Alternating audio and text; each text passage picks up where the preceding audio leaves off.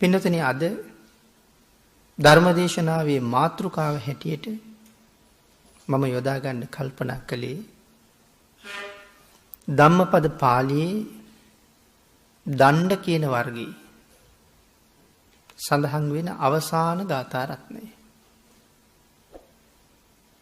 අපේ බුදුරජාණන් වහන්සේ මේ ගාථා රත්නය දේශනා කොට වදාළේ සුවිශේෂී අරමුණක් කාරණාවක් නිමිති කරගෙන. උදකංහි නයන්ති නෙත්තිකා උසුකාරා නමයන්ති තේජන දාරුන් නමයන්ති තච්චකා අත්තානං දමයන්ති සුබ්බතා. මීට සමානම තවත් ගාථාවක් තියෙනවා. ඒ ගාථාව තියෙන්නේ පණ්ඩිත වර්ගයේ. එකම වචනයයි වෙනස් වෙන්නේ. උදකං හිනයන්ති නෙත්තිකා උසුකාරා නමයන්ති තේජනං දාරුන් නමයන්ති තච්චකා අත්තානං දමයන්ති පණ්ඩිතා. පණ්ඩිත වර්ගයේ තියෙන ගාථාවේ සඳහන් කළේ අත්තානං දමයන්ති පණ්ඩිතා. දණ්ඩ වර්ගයේ තියෙන ගාථාවේ සඳහන් කරන්නේ අත්තානං දමයන්ති සුබ්බතා. මේ පණ්ඩිතා සහ සුබ්බතා කියන වචන දෙක විතරයි මේ ගාථා දෙකේ තියෙන වෙනස. පණ්ඩිත වර්ගයේ තියෙන ගාථා රත්නය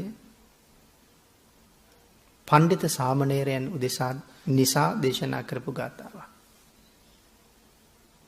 අපි අද ධර්ම මාතෘකාව කරගත්ත ගාථා රත්නය සුක සාමණේරයන් වහන්සේ පිළිබඳව කරුණු දක්වනකොට දේශනා කරපු ගාථාවක්. අපි මේ ගාථා රත්නයේ සරල තේරුම ටිකක් කෙටියෙන් සිහිපත් කරලා පස්සේ ඒක විස්තර කරගමු. උදකංහි නයන්ති නෙත්තිකා. කුඹුරු වැඩ කරන අය. වැවේ ඉඳලා කුඹුරට වතුර අරගෙන යනවා. හැබැයි මේ වතුරට හිතක් නැහෙනේ. වැවේ තියෙන වතුර කුඹුරේ අහවල් ලියද්ද දක්වා යා යුතුයි කියලා වතුරට හිතක් නැහැ. නමුත් ගොවියා හැම ලියද්දක් ගානෙම වතුර අරන් යනවා. උදකංහි නයන්ති නෙත්තිකා. උසුකාරා නමයන්ති තේජනං. යකඩ වගේ දේවල්. ලෝකේ තියෙන හරි ශක්තිමත් දේවල්. යකඩ. අපි යමක් හයිය තියෙන බව දැනගත්තාමත් කියන්නේ යකඩයක් වගේ කියලා. නමුත් මේ තරම් ශක්තිමත් යකඩ වැඩ කරන කෙනා අපූර්වට Tamanට ඕනේ හැටියට නමල හැඩ කරලා ඇද කරලා අරගෙන හරි ලස්සන නිර්මාණ කරනවා. නමුත් යකඩවලට හිතක් නැහැ. ඊළඟට මේ ලී වැඩ කරන අය දාරුන් නමයන්ති තච්චකා. ඇඳන් හදනවා, පුටු හදනවා, මේස හදනවා. බොහොම අපූර්ව නිර්මාණ. නමුත් එහෙම ගස්, එහෙම දඬු කැලෙන් හොයාගන්න නෑනේ අපිට.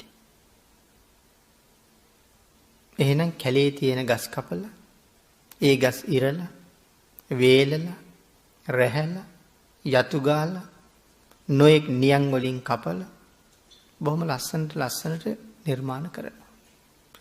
දැවවලට හිතක් නැහැ. අත්තානං දමයන්ති සුබ්බතා. සුබ්බතා කියලා කියන්නේ පින්නදෙන කීකරු වෙනවා කියන එකට. අත්තානං දමයන්ති සුබ්බතා. කීකරු පුද්ගලයා මනාව තමන්ගේ ආත්මය ඒ විදිහට දමනය කරනවා. අරගොල්ලු ජලය, යකඩ, ලී තමන්ට ඕන හැටියට යොදාගෙන සතුටු වුණා වගේ මේ කීකරු පුද්ගලයා තමන්ගේ හිතත් මනාව කීකරු කරලා බොහෝසේ සතුටු වෙනවා. ඒක තමයි මේ හතර පදේ සරල තේරුම. අපේ බුදුරජාණන් වහන්සේ මේ උතුම් වූ ගාථාරත්නය දේශනා කරන්නට හේතු වුණ නිදහන කතාවක් තියෙනවා. ඒ නිදහන කතාවත් හරියට තේරුම් ගන්න කෙනෙකුට මහා ධර්ම සාගරයක්. මෙහි ධර්ම කරුණු අවබෝධ කර ගැනීමේ පහසුව සඳහාත් අපි නිදහන කතාවත් ටිකක් සාකච්ඡා කරමින්ම මේ ධර්ම කාරණාව සාකච්ඡා කරමු. භාග්‍යවතුන් වහන්සේ වැඩ ඉන්න කාලේ එක සිටුවරයෙකුට හිටිය පුතෙක්. ඒ පුතාගේ නම ගන්ධක. හැබැයි මේ ගන්ධක සිටුවරයා අපේ භාග්‍යවතුන් වහන්සේ වැඩ ඉන්න කාලේ කියලා සඳහන් කරාම මේ ගන්ධක සිටුවරයාගේ කතාව තව අතීතයට යනවා. ඒ ගන්ධක සිටුවරයා හිටපු කාලේ අබුද්ධෝත්පාද කාලයක්. එක නගරයක එක සිටුවරයෙකුගේ පුතෙක් ගන්ධක. ඊට පස්සේ ඒ කාරණාව තමයි අපේ බුද්ධ ශාසනයට ගැලපෙන්නේ. මේ ගන්ධක සිටුවරයාගේ තාත්තා මරණයට පත් වුණාම තාත්තගේ ධනස්කන්ධයේ බාර වෙලා හිටපු අය ගබඩා පාලකයෝ. අර කුමාරයා අඬ ගහගෙන ගිහිල්ලා තාත්තගේ ආදාහන කටයුතු සියල්ල ඉවර වුණාට පස්සේ ඒ කුමාරයාට පෙන්නනවා ගන්ධක කුමරුනි මේ තියෙන්නේ ඔබේ තාත්තගේ ධනය. මේ තියෙන්නේ ඔබේ මුත්තගේ ධනය. දැන් මේ ධනයට වෙන අයිතිකාරයෝ නැහැ. මේ ධනස්කන්ධයට දැන් ඉන්න එකම අයිතිකාරයා ඔබ විතරයි. මෙතන තියෙන ධනය කොච්චරද කියලා හිතාගන්න බැරි තරම් මහ ධනස්කන්ධයක් තියෙනවා. එතකොට මේ කුමාරයා අහනවා මේ ධනය හම්බ කරපු අය මෙව්වා අරන් ගියේ නැද්ද? සඳහන් කළා නැහැ. ඒගොල්ලෝ ජීවත් වෙලා ඉන්න කාලේ හරියට වෙහෙසිලා මහන්සි වෙලා ධනය හම්බ කළා. හම්බ කළාට මෙරෙලා යනකොට ඒකක්වත් ගෙනියන්න පුළුවන් කමක් නැහැ. ඒගොල්ලෝ දුක් විඳලා හම්බ කරලා එව්ව මෙහෙ දාලා ඒගොල්ලෝ මෙරිලා ගිහිල්ලා. ඒ ධනයෙන් එතකොට ඒගොල්ලෝ කිසි ප්‍රයෝජනයක් ගත්තේ නැද්ද? ඉතින් මේ කාරණාව අපිට ගලපලා හිතන්න ඕනේ. අනන්ත දහදුක් විඳලා හරි හම්බ කරලා ඒව ලෝකයට ඉතුරු කරලා අපි මෙරෙලා යනවා. හැබැයි ප්‍රඥාවන්තයා ගෙනියන්න පුළුවන් තරම් අරන් යනවා. ඒ රුපියල් කාසි හැටියට නම් ගෙනියන්න පුළුවන් කමක් නැහැ. ඒක වැය වියදම් කරලා බොහෝසේ පින් රැස් කරනවා. ඒකයි මට ගෙනියන්න පුළුවන් දේ. අපි ඒක ටිකක් සාකච්ඡා කරමු. දැන් එහෙම කීවට පස්සේ මේ අඥාන දරුවා කල්පනා කළා ඒගොල්ලෝ ගෙනිච්ච නැත්තම් මේ ඔක්කොම මම ගෙනියන්න ඕනේ. කොහොමද මෙයා ගෙනියන්න කල්පනා කරපු ක්‍රමය? දැන් අපේ මහ බෝසතාණන් වහන්සේගේ චරිත කතාව සාකච්ඡා කරනකොට මෙහෙම තැන් ගොඩක් හම්බ වෙනවා අපිට. උන්වහන්සේ තීරණය කරනවා ඒගොල්ලෝ නොගිනියපු ධනෙ මම ගෙනියනවා කියලා. හැබැයි උන්වහන්සේ ගෙනිච්ච හැටි ගබඩාවල් හැම පැත්තෙම දොරවල් ඇරලා රිසිසේ අරන් යන්න කියලා දන් දුන්නා. නමුත් මොහු කල්පනා කරන්නේ මේ ධනෙ වියදම් කරලා හොඳට කාලා බීලා ජීවත් වෙන්න ඕනේ. කවදා හරි මමත් මැරෙනවා. එතකොට මම මේ ධනෙ අරන් ගියා වෙනවා. මොකද වියදම් කළා මම හොඳට කෑවා බීවා. ඒකෙන් මම සතුටු වුණා. මම මැරිලා යනවා. එතකොට මේ ධනයත් හිස් වෙලයි තියෙන්නේ. එහෙම කල්පනා කරලා සාමාන්‍යයෙන් මෙයාගේ ආහාරය එක වේලකට කහවණු 1000ක් වියදම් කරනවා. එක වේලකට කහවණු 1000යි. ඊට අමතරව මෙයා මේ ධනෙ වියදම් කරලා මෙයාට නාගන්න වෙනම කොටුවක් හදාගත්තා. නාන කොටුව. ඒ නාන කොටුව හැදුවේ ලක්ෂයක් වටින පලිඟුවකින්. කහවණු ලක්ෂයක් වටින පලිඟුවක්. එතකොට නාන තැන මෙයාට හිටගන්න තව ලෑල්ලක් හැදුවා. ඒකත් කහවණු ලක්ෂයක් වටින පලිඟුවක්. මෙයාට කෑම කණ්ඩ ආසනයක් හැදුවා. ඒ ආසනයට කහවණු ලක්ෂයක් වටින පලිඟුවක්. ඒ ආසනයට උස තියෙන පුටුවක් හැදුවා. පුටුවත් කහවණු ලක්ෂයක් වටින පලිඟුවක්. මෙයාට කෑම කණ්ඩ පිඟානක් හදාගත්තා. ඒකත් කහවණු ලක්ෂයක් වටින තලියක්. පලිඟුවලින් හැදුවේ. පිඟාන රඳවගන්න දරණුවක් හැදුවා. ඒකත් කහවණු ලක්ෂයක් වටිනව පලිඟුව. ඊට අමතරව කෑම කනතැන කුටියක් හදාගත්තා. හොඳට විවෘත කරපු කවුළු සහිතව. ඒ කියන්නේ තමන් කෑම කනවා අනික් බොහෝ දෙනාට පේන්න ඕනේ. දැන් එතකොට දවසක වේලක කෑමට කහවණු 1000යි. මාසෙකට එනවා 15ක දවස් දෙකක්. පළවෙනිදා ඉඳලා 15 වෙනිදාටයි 30 වෙනිදාටයි. මේ දවස් දෙකට මෙයාගේ කෑම වේලේ වටිනාකම කහවණු ලක්ෂයයි. මාසෙකට කහවණු ලක්ෂයක් වටින කෑම වේල් දෙකක් තියෙනවා. ඒ කෑම වේල් දෙකේ එක දවසකට ව්‍යංජන 100ක් තියෙනවා. ව්‍යංජන වර්ග 100ක් එක තමයි කෑම කන්නේ. මේ තමයි අර ධනෙ ගෙනියන්න ලෑස්ති වෙන ක්‍රමය.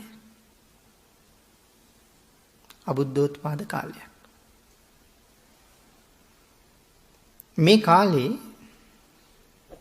එක දුප්පත් පුද්ගලයෙක් ජීවත් වුණා. සාමාන්‍යයෙන් එදිනෙදා ආහාර වේලට අවශ්‍ය කුළු බඩු 3-5 ටික හොයාගන්නත්, හාල් මාල් පිණි ටික හොයාගන්නත් ඔහු කරන කාර්යය තමයි කැලේට ගිහිල්ලා දර කඩලා ඒ දර ටික කරත්තවල පටවගෙන නගරෙට ගිහිල්ලා නගරේ නතර වෙලා දර ටික විකුණලා දවස් කීපකින් ඉවර කරලා ගෙදරට අවශ්‍ය 3-5 ටික අරගෙන යන්න යනවා. එක දවසක් මෙයා දර කරත්තයක් පුරවගෙන නගරෙට ගියා. නගරෙට ගිහිල්ලා එක දවසින් දර විකුණන්න බැරි නිසා මෙයා නතර වෙන ගෙදරක් තිබ්බා. ඒ ගෙදරට ගියා. හරියටම 15ක දවසක්. මේ සිටුවරයා විශේෂයෙන් කෑම කන 15ක දවසේ නගරෙත් සරසනවා කියලා සඳහන් කරනවා කහවණු 1000ක් වියදම් කරලා. නගරෙත් සරසලා අඬබෙරයක් යවනවා. අද ගන්ධක සිටු විශේෂ ආහාර වේල භුක්ති විඳින දවසයි සියල්ලෝම බලන් දෙන්න කියලා. ඒ ප්‍රදේශෙ මිනිස්සු යනවා සිටුවරයා කෑම කනවා බලන්න. ගිහිල්ලා අට්ටාල හදාගෙන අට්ටාල උඩ නැගගෙන තමයි සිටුවරයා කෑම කන දිහා බලාගෙන ඉන්නේ. ඉතින් මාසෙකට දෙපාරක් මිනිස්සු මෙහෙම යනවා. එදා අර පිටස්තර ගමෙන් ආපු මිනිස්සයත් ඉන්නවා. නවාතැන් ගන්න ගෙදර මිනිස්සයා ඇහුවා ගන්ධක සිටු කෑම කනවා දැකලා තියෙනවද කියලා. නෑ කිව්වා. යන්න මගෙත් එක්ක. හා යමු. දැන් පිටස්තරයත් අඬ ගහගෙන ගියා. ගිහිල්ලා දැන් අට්ටාලයක් උඩ නැගලා බලාගෙන ඉන්නවා. නිසි වෙලාවට සිටුවරයා කුටියට ආවා. කෑම ටික පිළියෙල වෙලා තියෙනවා. වහලා තියෙන උපකරණ ටික අයින් කළා. මුළු පලාතම සුවඳින් පිරීලා ගියා. ආහාරවල සුවඳ. අනික් මිනිස්සුන්ට නම් මේ සුවඳ හුරුයි. නමුත් අර පිටස්තරයට මේ සුවඳ දරා ගන්න බැරුව ගියා. තමන් එක්කාපු පුජ්‍යලයට හිමීට තට්ටු කරලා කිව්වා යාළුවේ මට බත් කටක් ඉල්ලලා දෙන්න බැරිද කියලා. අර මිනිස්සයා කතා කරලා හයියෙන් කෑ ගහලා කිව්ව සිටුතුමනි අද පිටස්තර පුද්ගලයෙක් ඇවිල්ලා ඉන්නවා. බත් කටක් දෙනවද කියලා අහනවා. සිටුවරයා කිව්වා ඒ වැඩේ කරන්න බෑ. ඒ බලාපොරොත්තු අත්හැර ගන්න කියලා. මෙයා ඇහුණද සිටු කියපු කතාව? ඇහුණා. මොකද කියන්නේ? මට නම් අද බත් කටක් ඕනෙමයි. බත් කටක් දුන්නේ නැත්තම් මම අද මැරෙනවා කියලා කිව්වා. ඒ තරම් මේ ආහාරය පිළිබඳව මෙයාට ලොකු ඇල්මක් ඇති වෙලා. දුප්පත් මිනිහෙක්නේ. ඊට පස්සේ ආයෙ සිටුවරයාට කතා කරලා කිව්වා. සිටුතුමනි, මේ අහිංසකයට ජීවිතේ දෙනවා කියලා හිතලවත් කෑම වේලක් දෙන්න, බත් කටක් දෙන්න නැත්තම් මැරෙනවලු කියලා. කීවා එහෙමවත් බෑ කියලා. කියලා සිටුවරයා කියනවා බත් කටක් දෙකක් දෙනවා කියන එක මට අමාරු වැඩක් නෙමෙයි. ඕන්නම් ඒ බත් කටක දෙකක වටිනාකම කහවණු 100ක් 200ක් වෙයි. ඒක නෙමෙයි මෙතන තියෙන ප්‍රශ්නේ. එක්කෙනෙකුට දෙනකොට හැමෝම කට ඉල්ලුවොත් මම මොනවද කන්නේ කියලා ඇහුවා. එහෙම අහලා සිටුවරයා කියනවා කණ්ඩම ඕනේ නම් මගේ ගෙදර එන්න කියන්න. බත් දෙන්න නෙමෙයි. අවුරුදු 3ක් රෑ දවල් දෙකේම මගේ ගෙදර පඩි නැතුව දාසකම් කරන්න ඕනේ. දාසයෝ කම්කරුවෝ කියලා දෙගොල්ලක් ගැන අපේ අය අහනවනේ. කාටද මේ දාසයෝ කියලා කියන්නේ? දාසයන්ට පඩි හම්බෙන්නේ නැහැ. අඳින්න ඇඳුම් දෙනවා, කණ්ඩ කෑම දෙනවා, ගෙදර වැඩ කරනවා. කම්කරුවන්ට වැඩ කරලා ඉවර වෙච්චහම එක්ක දවස්පතා නැත්තම් සතිපතා එහෙම නැත්තම් මාස්පතා පඩි හම්බ වෙනවා. ඒගොල්ලන්ට කියන්නේ කම්කරුවන්ට පඩි ලැබෙනවා, දාසයන්ට කෑම බීම ලැබෙනවා, පඩි ලැබෙන්නේ නැහැ. දැන් මෙයාට එන්න කියන්නේ දාසකම් කරන්න. කොච්චර කාලයකටද? 3 අවුරුද්දක්. හැබැයි රෑදවල් දෙකේම වැඩ කරන්න ඕනේ. නිදාගන්න කාලයක් කියලා විශේෂ වෙලාවක් නැහැ. එහෙම වැඩ කරාම අවුරුදු 3 ඉවර වුණාම බත් වේලක් දෙන්නම් කිව්වා. දැන් තේරෙනවද මේ කෑම වේල කණ්ඩ 3 අවුරුද්දක් රෑදවල් දෙකේම පඩි නැතුව වැඩ කරන්න ඕනේ. එහෙම කැමතිද කියලා ඇහුවා. මං හිතන්නේ අපේ අයගෙන් ඇහුවොත් උත්තරයක් කොහොම ලැබෙයිද දන්නේ නැහැ. එක කෑම වේලකට 3 අවුරුද්දක්. මේ පුද්ගලයාත් මොනවා කියන්නේ නැද්ද? මෙයා නම් එක පයින් හා කිව්වා. හිතන්නකෝ කෑම වේලකට රෑ දවල් 3 අවුරුද්දක් වැඩ කරන්න ඕනේ. දර කරත්තේ එහෙම්මමයි. දර කරත්තේ විතර දත් හැරි. ඒ ගෙදර ඉන්න අඹදරු ඒගොල්ලොත් අත්හැරියා මේ කෑම වේල වෙනුවෙන්. ඒ ළමයි කොහොම කයිද කොහොම ජීවත් වෙයිද මොකවත් හෙව්වේ නැහැ. සිටු ගෙදර ගිහිල්ලා දැන් මෙයා වැඩ. හැබැයි කම්මැලි නැතුව වැඩ කෙරුවා. අවුරුදු 3ම වැඩ කෙරුවා. දැන් 3 අවුරුද්ද ගිවිසුම් කාලේ ඉවරයි. සිටුතුමාගේ සේවකයෝ ගිහිල්ලා මතක් කළා සිටුතුමනි අහවල් පුද්ගලයා 3 අවුරුද්දම අනලස්ව වැඩ කෙරුවා. දැන් මොහු බත් වේලකට නෙමේ වැඩ. අන්න ඒකින්ද ප්‍රදේශ මිනිස්සු මොහුට නමක් තිබ්බා.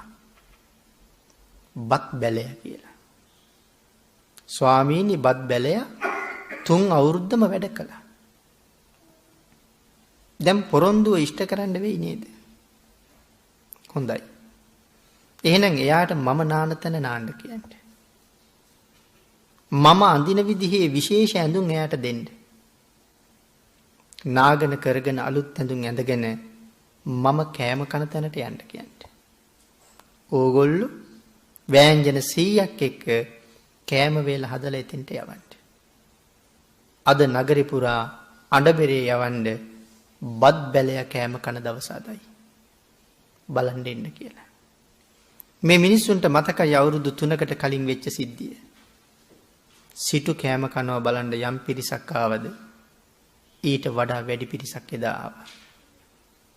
සියලු දෙනාම අට්ටාල මත නැගගෙන දැන් බලාගෙන ඉන්නවා 3 අවුරුද්දක් බැල මෙහෙවරකම් කරලා බත් බැලයක් කෑම කනක. මෙයත් ඇවිල්ලා වාඩි වුණා අර පුටුවෙම. කෑම ටික කට ඇරියා. මොහුට දැනෙනවා 3 අවුරුද්දකට කලින් ඔහුට දැනුණ සුවඳ. දැන් ඒ කෑම වේල තමන්ගේ දැස ඉස්සරහ පිට තියෙනවා. කහවණු ලක්ෂයක් වටින තලිය පලිඟු දරනුව උඩ තමන් ළඟ තියෙනවා. දැන් තියෙන්නේ රිසිසේ බෙදාගෙන වළඳන්නයි. ලෝකයක් දිනුවා වගේ. මෙන්න මේ වෙලාවේ ගන්ධ මාදන පර්වතයේ වැඩ හිටපු පසේ බුදුරජාණන් වහන්සේ නම නිරෝධ සමාපත්තියට සමවැදිලා ඉඳලා සමාධියෙන් අවදි වුණා. නිරෝධ සමාපත්තියට සමවැදිලා අවදි වෙච්ච උත්තමයෙකුට ආහාර වේලක් දෙන්න තියෙනවා නම් ඒක අති සුවිශේෂී වූ දානයක්. මහරහතන් වහන්සේ නමක්, පසේ බුදුරජාණන් වහන්සේ නමක්, ලෝකයට මහා කල්යාණ මිත්‍රයෙක්. එවන් උත්තමයෙක් ළඟ වැඳ වැටුණොත් යමෙක් ඔහුටත් දිව්‍ය ලෝක සම්පත් අඩු නෑ. සිත පහදවා ගත්තනම් යමෙක් ඔහුත් ලබන්නේ අප්‍රමාණ ලාභයක්. වැඳපු අයටත් සිත පහදවා ගත්ත අයටත් එවන්ම ලාභයක් නම් ලැබෙන්නේ උන්වහන්සේගේ ජීවිතය ආරක්ෂා කරලා තියන්න යම් කෙනෙකුට පුළුවන් නම් උන්වහන්සේ නිසා කී දෙනෙක් ලාභ ලබයිද? දෙව් මිනිස් දෙගතියේ සැප විඳීද? නිරෝධ සමාපත්තියට සමවැදුනහම 7 දවසක් ඒ සමාපත්තියෙන් අවදි වෙන්නේ නැහැ. එතකොට 7 දවසක් ආහාර ගත්තේ නැද්ද? 7 දවසම निराහාරවයි ඉන්නේ. වේලක් 2ක් 3ක් 4ක් 5ක් මගහැරෙන්න අපි කුස අපිට මොන තරම්නම් වේදනාව දෙනවද? ඒ නිසා මුළු ජීවිතේම අප්‍රාණික වෙලා සාමාන්‍ය මිනිහෙකුට නම් කුසගින්න ඉන්න පුළුවන් දවස් 7යි. 8 වෙනි දවසේ මොන කෑම දුන්නත් ජීවත් කරවන්න බැරි බවයි ධර්මයේ සඳහන් කරන්නේ. දවස් 7 එනකොට කෑම දීලා රකින්න පුළුවන් ඇඟක් ඉතුරු වෙන්නේ. එතකොට මේ නිරෝධ සමාපත්තියට සමවැදිච්ච උත්තමයෝ මෙහෙම ඉන්නේ කොහොමද? මේ සමාපත්තියෙන් වැඩ ඉන්න නිසා මේ කුසගිනි වේදනාව දැනෙන්නේ නැහැ. හැබැයි සමාපත්තිය අත්හැරිය ගමන් 7 දවසක ආහාර සහ පාන වර්ග නැති වේදනාව එකවර දැනෙන්න පටන් ගන්නවා. සමාපatti බලයෙන්ම ඉවසනවා. හැබැයි එදා දවසේ කාගෙන් හරි ආහාර වේලක් නොලැබුණොත් පිරිනිවන් පානවා. අපි මුලින් කතා කළා මෙවන් උත්තමයෙක් පිරිනිවන් පෑවොත් ලෝකයට මොනතරම් පාඩුද? ආන් ඒ උත්තමයා පිරිනිවන් පාන්න නැතුව දානේ හොයාගෙන වඩිනවා. නොලැබුණොත් තමයි පිරිනිවන් පාන්නේ. ඉල්ලන්නේ නැහැ කාගෙන්වත්. ආන් එවන් මොහතක දානයක් දෙනවා කියලා කියන්නේ ඒ මහා සත්පුරුෂයන්න්ගේ ජීවිතේ තව චිරාත් කාලයකට රකින්නවා කියන එකයි. ආන් ඒ නිසායි ඒ පළවෙනි දන් වේල දෙන පුද්ගලයාට ඒ තරම් මානිසංස ලැබෙන්නේ. ඒ මොහොතේම නැත්තම් දින 7ක් ඇතුළත අනිවාර්යෙන් විපාක දෙනවා. අපි දෙන දාන බොහෝ වෙලාවට පරලොවින් අපිට විපාක හම්බ වෙන්නේ. මේ දාණය මේ ජීවිතේම ඵල හම්බ වෙනවා. උන්වහන්සේ සමාධියෙන් අවදි වුණා. පිඬුසිඟා වඩින්න අවශ්‍ය බව තේරුම් ගත්තා. කොහාටද වඩින්නේ? බත් බැලයට මොන තරම් පින් තියෙන්නේ නැද්ද? පසේ භාග්‍යතුන් වහන්සේට වහ වහ අරමුණුනේ බත් බැලය. 3 අවුරුද්දක් බැල මෙහෙවරකම් කරලා කෑම වේල භුක්ති විඳින්නයි ලෑස්තියි. ඊළඟට අරමුණු කළා මං එතෙන්ට වැඩියොත් මට දානි හම්බ වෙයිද? ඒ කාරණාවත් එහෙම්මම සම්පූර්ණයි. අන්න ඒ නිසා පසේ භාග්‍යතුන් වහන්සේ පාත්‍රා ධාතුවත් අරගෙන අහසින්ම වැඩම කරලා ගන්ධක සිටුවරයාගේ මාලිගාව අහලින් බිමට බැහැලා බත් බැලය ආහාර ගන්න තැනට උන්වහන්සේ පයින් වැඩම කළා. පලිඟු දරනුව මත පලිඟු තලිය තියාගෙන ආහාර වේල දිහා බල බල මොහොතින් මොහොතින් මේ ප්‍රණීත ආහාරය වළඳන්න බලාගෙන ඉන්නේ. පසේ බුදුරජාණන් වහන්සේ වඩිනවා දැක්කා. බත් බැලය අර පුටුවෙන් නැගිට්ටා. ළඟට ගිහිල්ලා බැලුවා තාම පාත්‍රයේ ආහාර මොකවත් නැහැ. නැවත වතාවක් ආවා. ආහාර තලිය අතට ගත්තා. භාග්‍යතුන් වහන්සේ ළඟට ගියා. ළඟ හිටපු පුජ්‍යලයාගේ අතට තලිය දීලා දන ගහලා පසඟ පිහිටවල වන්දනා කළා. බත් තලිය අරගෙන දැන් භාග්‍යතුන් වහන්සේට බෙදෙනවා. පින්නතනේ මේක අහගෙන ඉන්න පුළුවන් කතාවක්. මේක අහගෙන ඉන්න එක විතරක් නෙමෙයි වටින්නේ. මේ පුද්ගලයාගේ මානසිකත්වයටයි අපි යන්න ඕනේ. මේ බත්තලිය වෙනුවෙන් අවුරුදු 3ක් පඩි නැතුව දරුමල්ලෝ නෑදෑයෝ ඔක්කොම අතෑරලා රෑ දවල් මෙහෙවර කළා. මොන වාගේ ගින්දරක් දරන්නේ නැද්ද මේ කාලේ? රෑට නිින්ද නැහැ. රෑත් වැඩ, දවලුත් වැඩ. ඔහුටත් ඉන්නේ ඇති ඔබට වගේ හොරතල් දරු පැටව. ඒ දරුවෝ පිළිබඳව තියෙන සෙනෙහසට වඩා මේ කෑම වේල භුක්ති විඳීමේ ආසාව ඇති වුණා. ඒ වෙනුවෙන් නේද මේ 3 අවුරුද්දක් කැපකිරීම. එහෙම කැපකිරීම කරලා කෑම වේල ළඟට ලැබිලා ඔන්න මෙන්න සුවඳ දැනි තව ටිකකින් රස බලන්න ලෑස්ති වෙන මොහොතේ ඒ ටික දන් දෙන්න ලැබෙනකොට දන් දෙන්න හිතෙනවා නම් ඒ පුද්ගලයාට කොහොම හිතක් තියෙන්නේ නැද්ද? කෑම පිඟානේ භාගයක් බෙදනකොට පසේ බුදුරජාණන් වහන්සේ පාත්‍රයේ කටවහලා කිව්වා ඇති කියලා. නමුත් සඳහන් කළා ස්වාමීනි මටම අනුකම්පා කරනසේක්වා. මේ කෑම වේල හම්බ කරගන්න අවුරුදු 3ක් රෑ දවල් දෙකේ පෞල් පරිසරයේ පවා අතහැරලා මම බැල මෙහෙවරකම් කළා. 3 අවුරුද්දක් ධනපතියෙක් ළඟ බත් වේලක් වෙනුවෙන් බැල මෙහෙවරකම් කරන්න උනේ සංසාරේ දන් දීලා නැති හින්දාමයි. ලැබුණ අවස්ථාවෙන් ප්‍රයෝජන ගන්න මට ඉඩ දෙන්න. ස්වාමීනි ඉතුරු ටිකත් පිළිගන්න.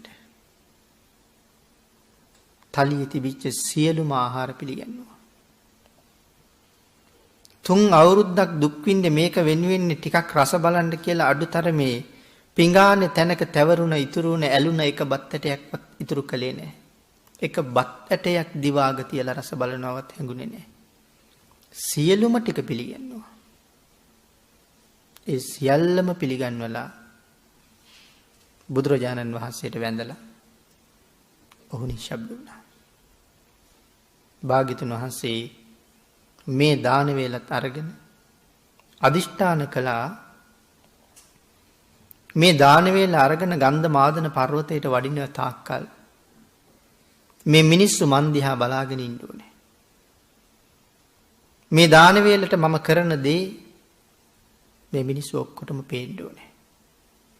ගන්ධ මාදන පර්වතයට වැඩලා එහි වැඩ හිටියා පසේ බුදුරජාණන් වහන්සේලා 500ක්. මේ එක බත් පිඟාන බුදුරජාණන් වහන්සේගේ ආනුභාවයෙන් බුදුරජාණන් වහන්සේලා 509ටම බෙදුවා. දැන් එතකොට බත් බැලයගේ දානි පසේ බුදුරු 500ක් වළඳනවා. ඔහුටත් පේනවා මිනිස්සුන්ටත් පේනවා. මිනිස්සුන්ගෙන් නැගෙන්න පටන් ගත්ත සාදුකාරය සඳහන් කරනවා හෙන පුපුරනවා වගේ කියලා. ඒ ලක්ෂ ගානක් මිනිස්සු සාදු කියනවා. ගේ ඇතුලේ ඉඳලා ගන්ධක සිටුවරයා කල්පනා කරනවා මේ කෑම වේල භුක්ති විඳින්න හිත තිබුණට බත් බැලයට ඒක කරගන්න බෑ. මිනිස්සු ඔහුට සමච්චල් කරනවා වෙන්නේ කියලා. නමුත් එළියට ඇවිල්ලා බලහම කාරණාව ඊට වඩා හුඟක් වෙනස්. සිටුවරයටත් ඇති වුණේ පුදුම සතුටක්. මේ තා කාලයක් මට නොහිතිච්ච දෙයක් මොහුට හිතුණා. ඒකෙන් ප්‍රීතියෙන් ප්‍රීතියට පත් වුණා මේ සිටුවරය. සිටුවරයත් හොඳයි. නැත්තම් මහජනයාගේ මේ තරම් ප්‍රසාදයක් මේ වාගේ යාචකයෙකුට ලැබෙනකොට සිටුවරයට ඇතිවෙන්න ඕන ඊර්ෂ්‍යාව. නමුත් සිටුවරයා තමන්ගේ ධනස්කන්ධය දෙකට බෙදලා බත් බැලයට කිව්වා අදින් පස්සේ මේකෙන් භාගයක් උඹට කියලා. මේ කරපු පින්කම හින්දා. උඹ කරපු පින්කමින් මටත් පින් දෙනවද කියලා ඇහුවා. ඒ කරපු පින්කම සිටුවරයටත් අනුමෝදන් කළා. පස්සේ රජ්ජුරුවන්ටත් මේක ආරංචි වුණා. රජ්ජුරුව බත් බැලයක් හැඳවලා තවත් තාන්න මාන්න දීලා ඔහුට සිටු තනතුරක් ප්‍රදානය කළා. එදා ඉඳලා බත්ත පටික මහසිටාන අර දානීය විපාක දුන්න හැටි. ඒකට වඩා වටින්නේ මේ ආහාරය දන් දෙන්න හදාගත්ත හිත. පින්නතුනි එතකොට අපි හිතන්න ඕනේ එහෙම දෙන්න හිතක් හැදෙනවා කියන එක කොහොමද? අපිටත් එහෙම තාම දෙන්න දියුණුද අපි? අපිටත් එහෙම දෙන්න පුළුවන්ද කියලා. අපිත් දම්පැන් දෙනවා ඕන තරම්. දන් දීමේ වටිනකමත් අපි දන්නවා. ක්‍රමක්‍රමයෙන් අපේ හිතත් දියුණු කරගන්න අපි වීරිය වඩනවා. නමුත් තවම මෙහෙම දෙන්න බෑ අපිට. සමහර වෙලාවට ඊටාම ප්‍රණීත ආහාර පාන දන් දෙනවා. ඒක අත්හැරලමයි දෙන්නේ. ඒක ගැන කිසි කැමැත්තක් නැහැ. ඒ වුණාට අපේ ගෙදරක තියෙන තවත් වටිනා උපකරණයක් කවුරු හරි ඉල්ලුවොත් අපි කියමු මේ සැරේ අවුරුද්දට අපි හොඳ පුටු සැටියක් අරගෙන ආවා. මෙච්චර දන් දෙන්න මට පුළුවන් හින්දා කෙනෙක් ඉල්ලනවා අර පුටු සැටිය දෙන්න බැරිද? අර කවිච්චිය දෙන්න බැරිද? අපිට තාම ඒකත් හරින්න බෑ. ගේ ඉල්ලුවොත් ඒකත් හරින්න බෑ. හදිසියේ මම යනකොට කාගේ හරි වාහනයක් කැඩිලා පාරේ. එතන නතර වුණාම මේ මිනිහයා කියනවා බැරිද මට ඔබේ රෝදයක් දෙන්න? එයාට ඕනේ නම් මුදල් දෙන්නත් පුළුවන්. උදව් කරන්නත් පුළුවන්. හැබැයි මගේ වාහනේ රෝදයක් ගලවලා දෙන්න තරම් මම තාම දියුණු වෙලා නැහැ. සමහර වෙලාවට මාසයක් තිස්සේ වැඩ කරලා හම්බ කරගත්ත මුළු පඩියම දන් දෙන්න වුණොත් ඒක ඔක්කොම තවම දෙන්න බෑ. දුක් විඳලා කුඹුරක් වගා කරලා ආදායම නෙලලා ඒ කුඹුරේ තියෙන මුළු අස්වැන්නම දෙන්න වුණොත් එහෙම දෙන්න තාම හිත හදාගන්න හුඟක් වෙලාවට අමාරුයි. මොකද මේ 3 මාසයක් විතර කොච්චර කැපකිරීම කළාද? හැබැයි එහෙම කරපු අය නැත්තේ නෑ මේ කාලේ. මම දන්න එක ළමයි පහුගිය කන්නේ අක්කරයක් කුඹුර වැඩ කරලා ගොයන් කපලා කොළ පාගලා වී වේලලා සියල්ල උරවලට අහුරලා සේරම ඉවර කරලා ආදායම විහාරස්ථානයට පූජා කරලා හිස් අතින් ගෙදර ගියා. එහෙම සසර පින් තියෙන අය එහෙම හිතන අය ඉන්නවා. ඒවා තමයි බණ අහන එකේ තියෙන ලාභ. අපි වේගෙන් දියුණු වෙනවා. එතකොට මෙහෙම කටයුතු කරලා දැන් බත්තපටික සිටුවරය බවට පත් වුණා. තවත් බොහෝසේ දන් දුන්නා. බොහෝසේ දන් දීලා දිව්‍ය ලෝකෙ උප්පත්තිය ලැබුවා. මේ අබුද්ධෝත්පාද කාලේ. අපේ භාග්‍යතුන් වහන්සේගේ කාලේ සරියුත් මහරහතන් වහන්සේගේ ඊටාම කුළුපගදායක පවුලක දරුවෙක් වෙලා ඉපදුනා. මේක දුප්පත් ගෙදරක්. මේ දරුවා ඒ අම්මගේ කුසට ආපු දවසේ ඉඳලා ඒ ගෙදර කට්ටිය හැම අතින්ම සම්පූර්ණයි. බොහොම සැපසේම සතුටින්ම ජීවත් වෙනවා. ඒ කාලේ අම්මා අදිෂ්ඨානයක් ගත්තා.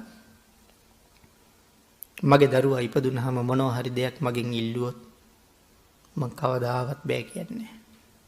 මොහු හරි පින්වන්තයි. මගේ කුසට එනකොටත් පවුල සංවර්ධනය වෙලා ඉවරයි.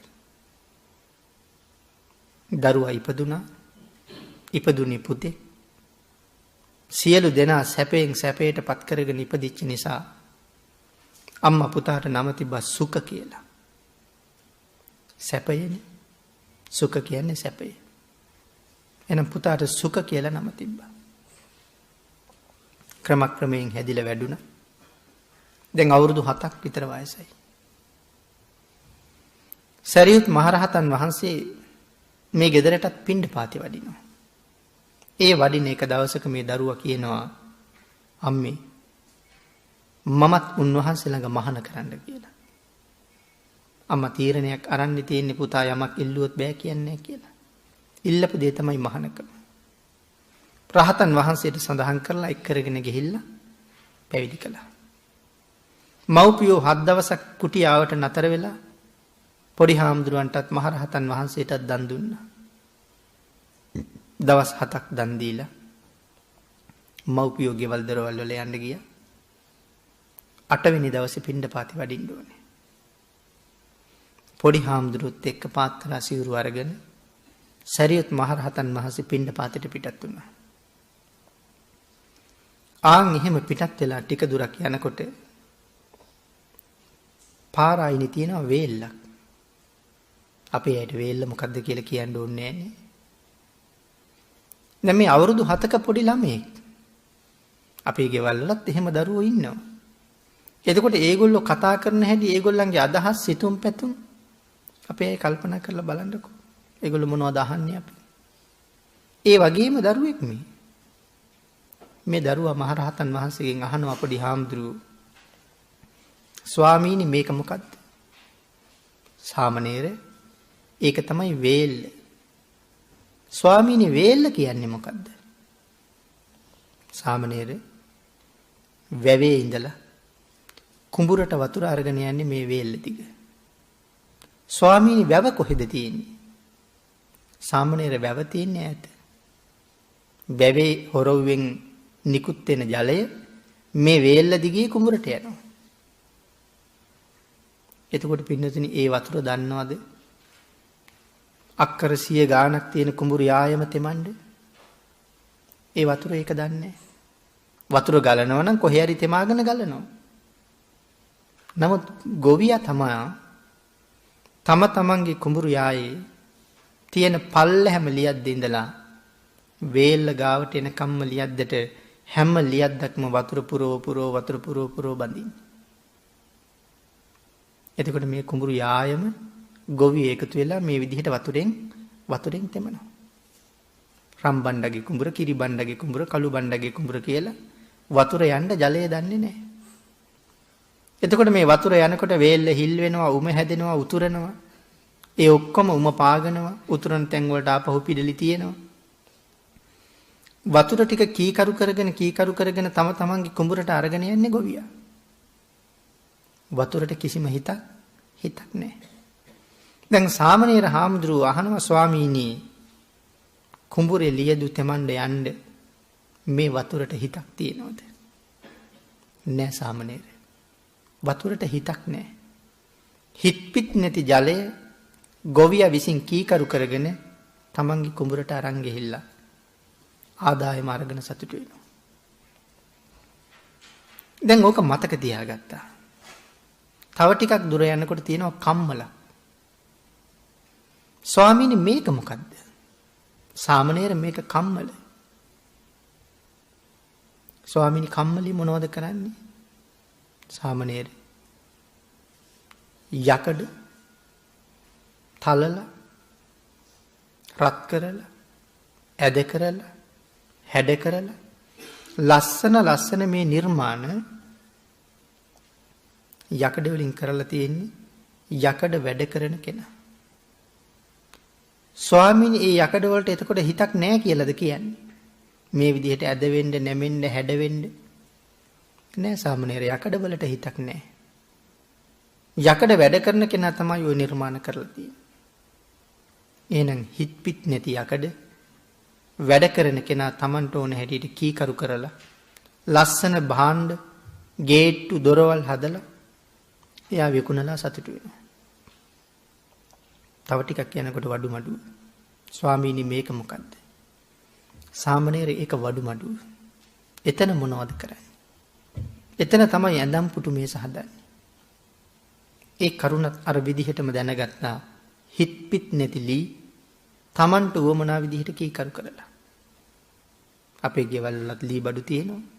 මෙතනත් මේ ලී බඩු තියෙනවා. මෙහෙම දේවල් ගස්වල නැහැනේ. එහෙනම් වඩු බාස්සුන් නැහැ තමයි මේ කීකරු කිරීම කරලා තියෙන්නේ. මේ ලී වලට කිසිම හිතක් නැහැ. බාස්සුන් නැහැගේ හිතට අනුවයි මේ නිර්මාණ කෙරෙලා තියෙන්නේ. තව ටිකක් ගියා. උන්වහන්සේ දැන් මේක හිතනවා. හිත පිට නැති වතුර ගොවිය විසින් කීකරු කරගෙන කුඹුරට ගෙනහිල්ලා සතුටු වෙනවා.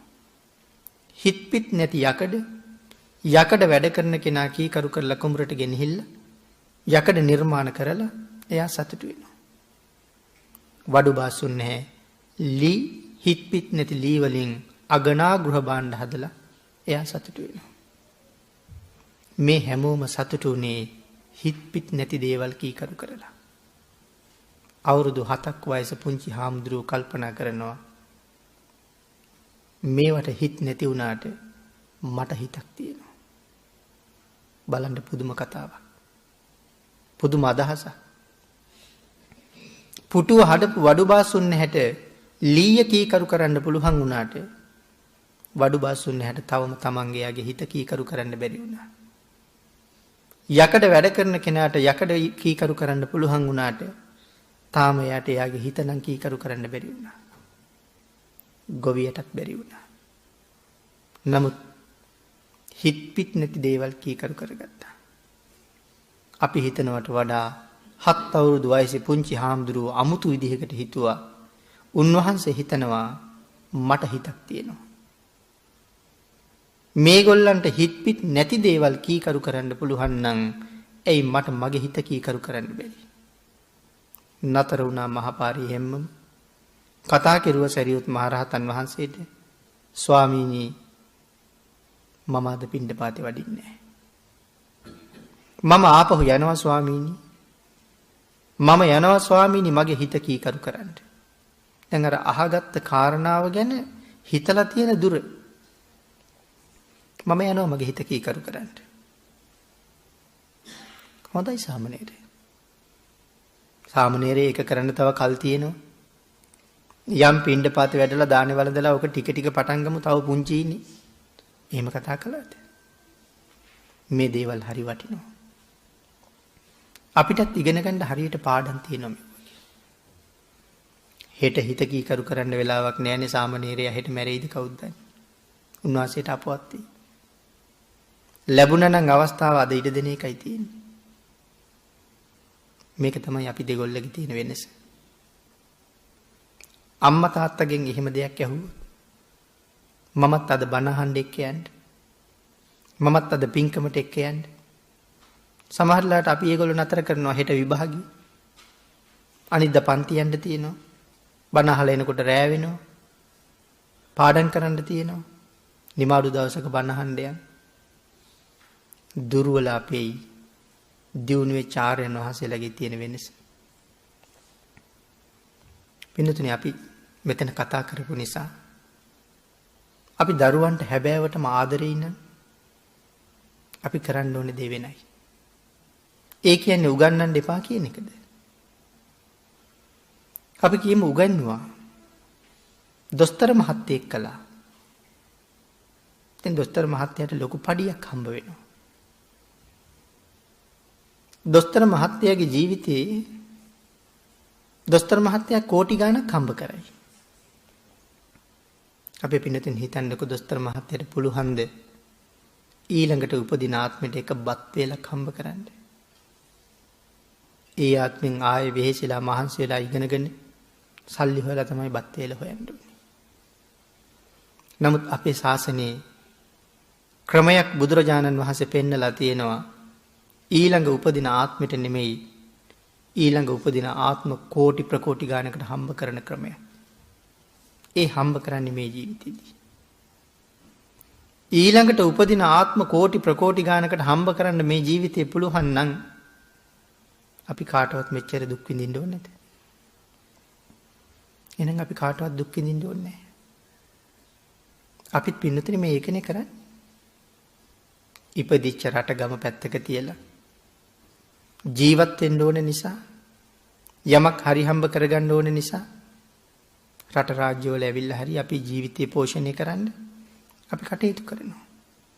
ඒ හරි හම්බ කිරීම ලෞකික පැත්තටත් ලෝකෝත්තර පැත්තට නැත්නම් කුසල් රැස් කරගන්නත් හැම දෙයකම අපි යොදනවා.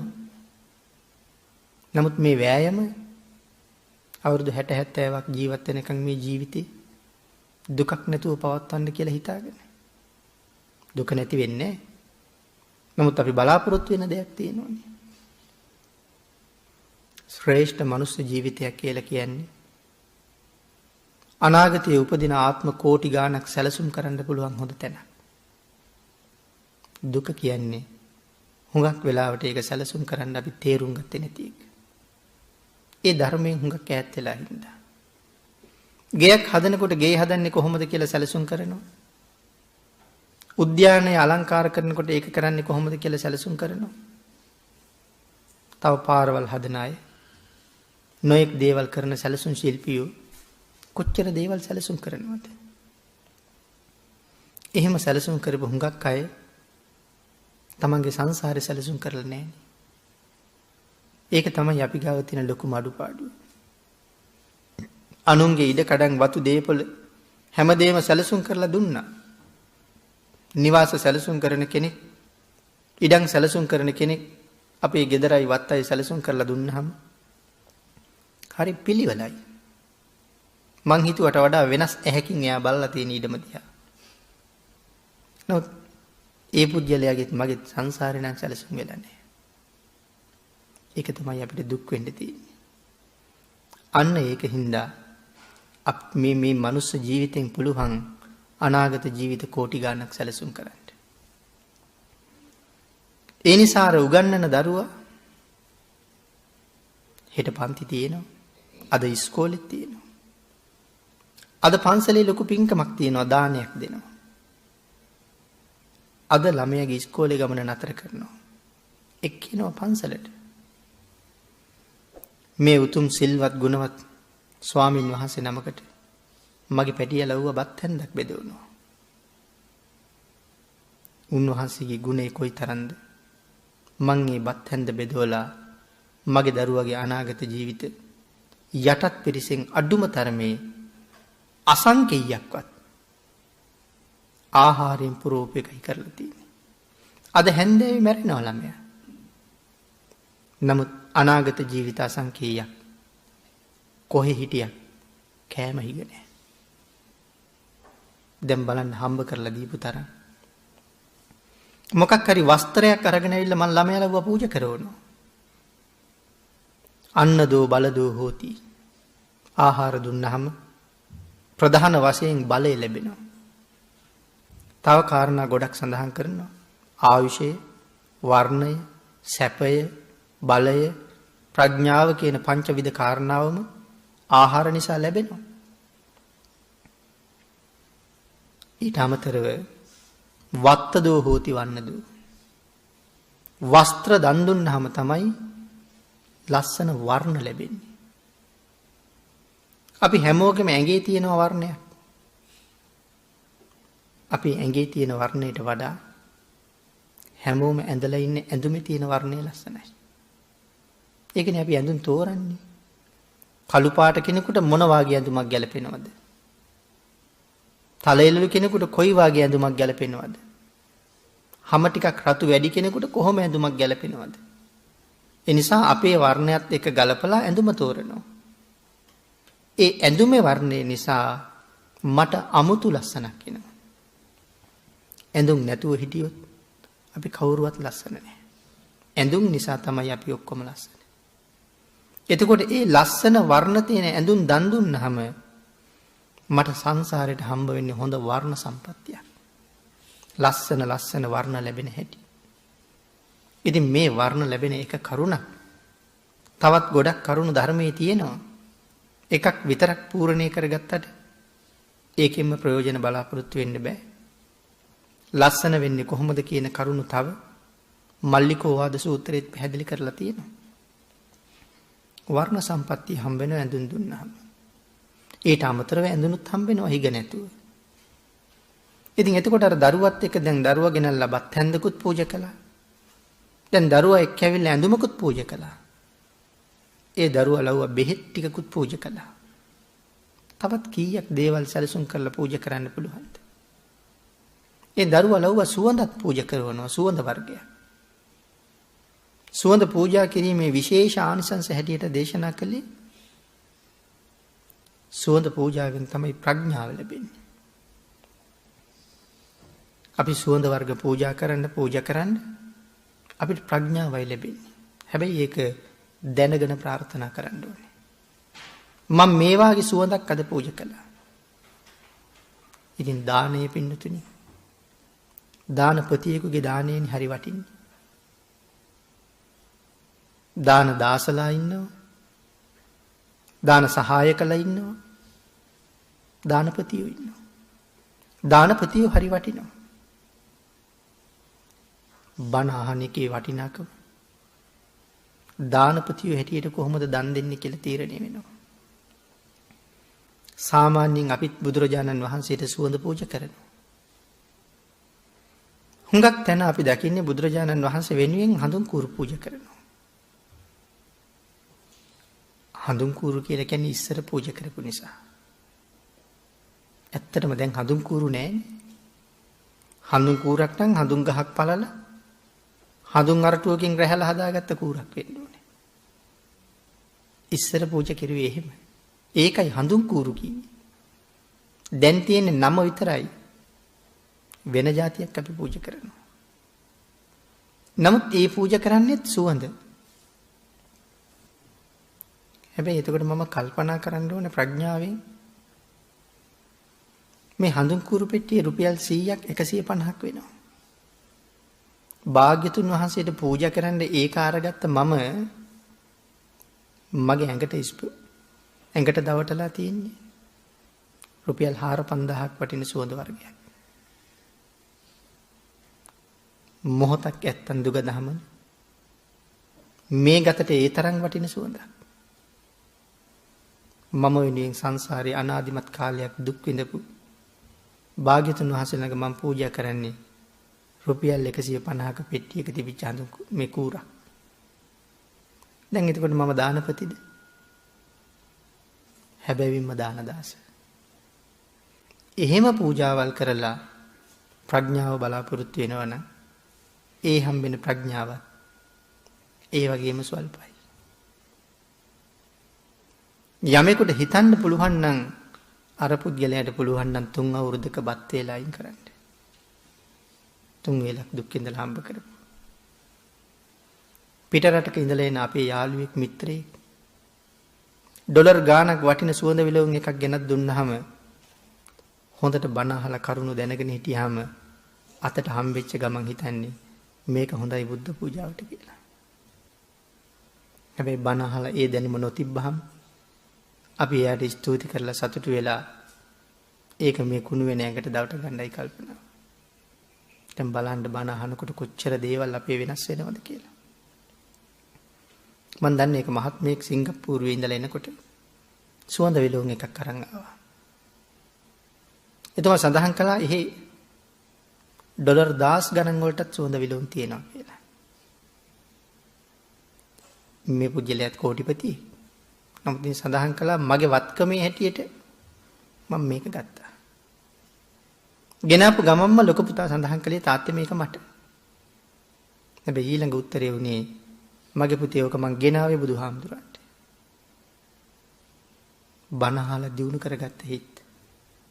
එතකොට මේ බණ අහනකොට අපේ හැම කාරණාවක්ම නිවැරදි වෙනවා. බණ අහන එක මහ ලොකු ලාභයක් කියලා කීවට අපි කරුණු කාරණා කීයක් මේ ඔස්සේ ගන්න තියෙනවද? එහෙමනම් අපි දන් දෙනකොට හැම වෙලාවෙම දානපති වෙන්න පුළුවන් නම් එවන් පින්කම් තමයි මහත්ඵල මහානිසංසදායක වෙන්නේ. නමුත් අපි දන්නේ නැති හින්දා හරි අමාරුයි. දැන් මේ පින්නතුන් බුදුරජාණන් වහන්සේ ළඟ මේ අපූර්ව මල් පූජාවල් කරනවා. මෙහි හැටියට අපි එහෙම මල් අරගෙන පූජා කරනවා. නමුත් සමහර වෙලාවට අපි කල්පනා කරන්නකො අපේ රටට ගියහම මීට වඩා හරි උතුම් රටක් ඕන තරම් බණ අහනවා. නමුත් මිනිස්සු ධර්මයෙන් ඒ තරම්ම පෝෂණය වෙලා නැහැ. කෙනෙක් මැරුණහම මල කඳ වටේට තියලා තියෙන මල් ටික ගිහිල්ලා බලන්නකෝ බුද්ධාසනේ උඩත් එහෙම මල් තියලාද කියලා. මංගල අවස්ථාව ආපුවම පෝරුව සරසලා තියෙන මල් ටික. අතට දීලා තියෙන මල් කලඹේ තියෙන මල් වල වටිනකම. සමහරලාට ඒ අය කවදාවත් භාග්‍යතුන් වහන්සේ ළඟ එහෙම මල් පූජා කරලාද?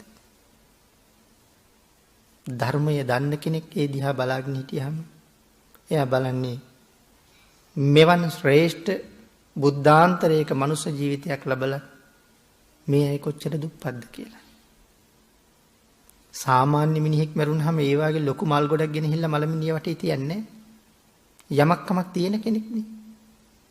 නමුත් එතකොට එයාගේ තියෙන බවට වඩා ලොකු ආධ්‍යාත්මික දුප්පත් බවක් තියෙනවා. නමුත් අපි මේ පැත්තෙන් සතුටු වෙන්න ඕනේ. ඔබ එහෙම කරලා නැති හින්දා. හැබැයි මෙහෙම පින්කම් කරන්න ගියහම සමහර වෙලාවට වෙනම තණ්හාව තියෙනවා. ඒ තණ්හාව හින්දා පූජාව කොච්චර ලොකු වුණත් ආනිසංස හිග වෙනවා. මේ වගේ ලස්සන මල් හදලා තියහම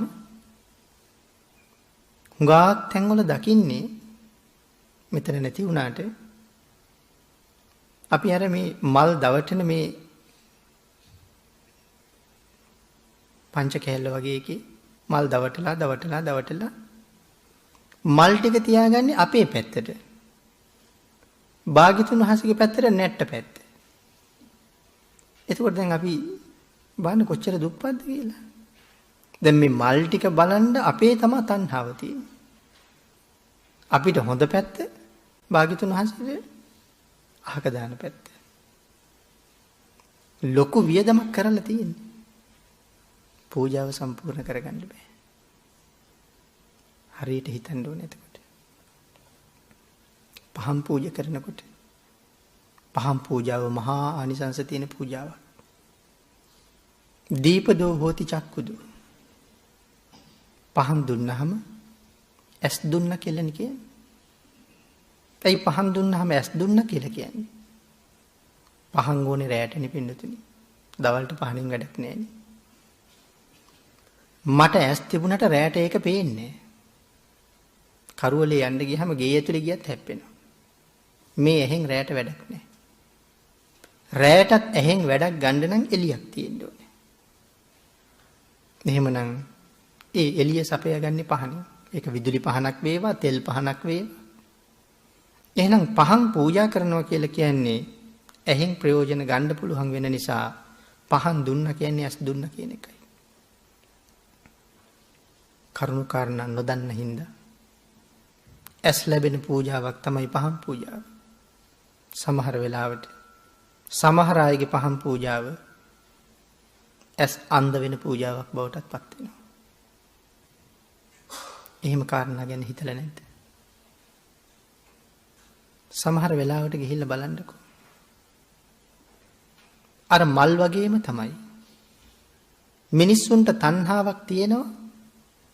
බුදුරජාණන් වහන්සේගේ මුව මඩල හොඳ ලස්සනට බලන්න ඕන කියලා. අපි සමහර තැන්වල දකිනවා මේ බිම ඉඳලා අර ලොකු ආලෝක කිරණ තියෙන පෑෂර් වාගේ ලයිට් බුදුරජාණන් වහන්සේගේ මුව මඩල එල්ල කරලා තියෙනවා. ඒ වාගේ ආලෝකයක් ඔබේ මගේ මුහුණට එල්ල කරලා තිබ්බොත් අපි එල්ල කරපු කෙනාට මොනවා කියයිද? එතකොට මම පහන් පූජා කරනවා කියලා භාග්‍යතුන් වහන්සේට සෝයක්ද මන් දීලා තියෙන්නේ. ඒ ආලෝක කදම්බේ නිසා ඇස් පිය වෙනවා මිසක් ඇහෙන් වැඩ ගන්න බෑ. ඊළඟට ඇස් පිච්චෙනවා. එතකොට මම කරපු ආලෝක පූජාව එහෙම පූජාවක් නම් ඒක ඇස ලැබෙන දානයක් නෙමෙයි. ඒක ඇස අන්ධ වෙන දානයක්. මහ කුසල් ලැබෙන මේ මහ පිංකම් හරියට නිකන් දැලිපිය වගේ. හරියට පාවිච්චි කළොත් වැඩේ කරගන්න පුළුවන්. වැරදියට පාවිච්චි කළොත් විනාශයක් තමයි වෙන්නේ. කරුණු කාරණා නොදැන කරාම හරියට කළා කියලා හිතාගෙන කොච්චර වැරදි දේවල් කරනවද? මේ වගේ කරුණුත් හිතන්න ඕනේ. සමහර ගෙදරක හැන්දෑවේ බුදුරජාණන් වහන්සේ ළඟ පහන් පත්තු කරනවා. අපි පුද පූජා හරි ලස්සනට කරනවා. අපි පැය ගණන් වන්දනත් කරනවා. බැඳලා යනකොට පහන් ටිකත් නිමල යනවා. එතකොට පහන් පූජාව කාටද කරගෙන තියෙන්නේ? මට. මගේ වැඩ ටික කෙරෙනකම් පහන් පූජාව තිබ්බා. මං යනකොට පහන් ටික නිමල යනවා. අපේ ගෙදරට යාළුවෙක් මිත්‍රයෙක් එනවා. එයාට රැයට ඉන්න තැනක් අපි හදලා දෙනවා. මම එයත් එක්ක ගිහිල්ලා කතා බහ කර කර ඉන්නවා සෑහෙන වෙලාවක් ආගිය තොරතුරු. එහෙනම් නිදාගන්න කියලා යාළුවාට කියලා මම යනකොට විදුලි පහන් ටික නිමල යනවා. අරයා ගිහිල්ලා මොනවා කියයිද? ගැලපෙනවද කාරණා? මම යනකොට ලයිට් නිමල යනවා. ඒ වැඩේම නෙමෙයිද වෙලා තියෙන්නේ? බුද්ධ පූජාව තියලා වඳිනකන් ලයිට් ටික දැල්වලා තිබ්බා. මම යනකොට නිමල යනවා භාග්‍යතුන් වහන්සේ කලුවරේ. හැබැයිම පූජාව එළි වෙනකන් බුදුරජාණන් වහන්සේ ළඟ හොඳ පහනක් දැල්වන්න ඕනේ. ඉතින් ඒක අපි දැල්වන මේ ඊටි පහන, තෙල් පහන, ඒ දේවල් වටිනවා. මේ කාලේ ඉතින් ලෝක තාක්ෂණේ හරි දියුණුවේ විදුලිය තියෙනවා. මේ දේවලුත් එක්ක විදුලි පහනක් තියෙන එක හරි වටිනවා තියෙන අය. අතීතයේත් වෙහෙර විහාර ආලෝක කළේ ওই පුංචි තිරයක් දාපු පහනක් නෙමෙයි. අතීතයේ ලොකු පන්දම් දැල්වලා තිබ්බේ. රැලි වෙනකන් ඒ පන්දම් දැල්ලුණා. සමහර අය රැලි වෙනකන් පහන් ටික නඩත්තු කළා. ඒ මහා ආනිසංස ලබාපු හැටි. මංගල බුදුරජාණන් වහන්සේ වැඩ හිටපු කාලේ සක්වලවල් 10000කට රැ වෙන්නේ නැහැ පින්නතුනි. සක්වලවල් 10000කට. ඉරවල් 10000ක්, හඳවල් 10000ක් පායන ප්‍රදේශයේ. රැ වුණාද, එළි වුණාද කියලා මිනිස්සු දැනගත්තේ කොහොමද? කුරුල්ලෝ කෑ ගහන හැටි වෙනස් උදේටයි හවසටයි. උදේට සහ හවසට පිපෙන මල් වර්ග තියෙනවා. ඒ වගේන් තමයි මිනිස්සු දැනගත්තේ දැන් රාත්‍රිය දැන් උදේ කියලා. සූර්යෝ 10 දිනකගෙන් ගලන ආලෝකයට වඩා මංගල භාග්‍යතුන් වහන්සේගේ ශරීර ධාතුවෙන් නික්මෙන බුද්ධ රශ්මි ධාරාව ප්‍රබලයි. ඉර බහිනවා, ඉර පායනවා. ලෝකේ අඳුර වෙන්නේ නැහැ. විශේෂ පින්කම් ගොඩක් තියෙනවා. ඒට එක පින්කමක්. පාරමිතා පුරණ කාලේ කරපු පහන් පූජාවක්. අපිටත් මහ පින්කම් කරලා කොහොම ප්‍රාර්ථනා කරන්න බැරිද? ප්‍රඥාව පෙරදරි කරගෙන කරන්න ඕනේ. මේ කරුණුත් පින්නතුනේ අපි හුඟක් හිතන්න ඕනේ. මේ දානය මූලික කරගත්ත කාරණාවක් සාකච්ඡා කරන්න නිසයි මම මේ කරුණ සිහිපත් කළේ. දැන් එහෙනම් 7 අවුරුදු වයසේ පොඩි හාමුදුරුවෝ ගුරු හාමුදුරන්ට සඳහන් කළා ස්වාමීනි මම යනවා මගේ හිත දමනය කරන්න. හොඳයි සාමණේර. සරියුත් මහරහතන් වහන්සේ කුටියේ යතුරු දෙනවා කියලා ධර්මයේ සඳහන් කරනවා. පුංචි දරුවෙක් මේ කැලෑවට බද කුටියක් වනසත්තු ඉන්න පුළුවන්. නොඑක් තීර්ථකයෝ එන්න පුළුවන්. කරදර කරන්න පුළුවන්.